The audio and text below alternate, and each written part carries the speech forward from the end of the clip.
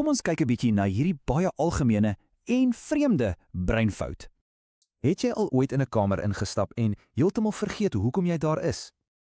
Jy stap by die kombuis in en jou gedagtes is skielik net weg. En dan, sodra jy terugstap, onthou jy skielik weer. Moenie worry nie. Jou brein is nie stikkend nie. Dis die deur-effek. Hierdie klein deeltjie, die hippocampus, is die ster van ons storie. Dink aan hom as jou brein se eie bibliotekaris. Hy sorteer alles. Sien, jou brein verdeel jou dag in hoofstukke, amper soos in 'n boek. En om deur 'n deur te stap?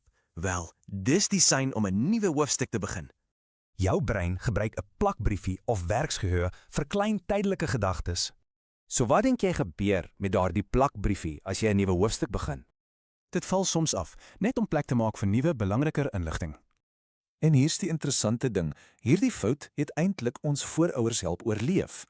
Waar ons dalk 'n pesselappie soek, het hulle vir gevaar gesoek. Hulle brein het dadelik gevra, is ek veilig? Wat gebeur hier? Wat kort my aandag? En om bessies te onthou was baie minder belangrik as om 'n tier raak te sien. Maar die goeie nuus is, jy kan jou brein oefen om gedagtes beter deur deure te dra. Probeer hierdie wenk. Stop by die deur. Sien die taak in jou kop en stap dan in.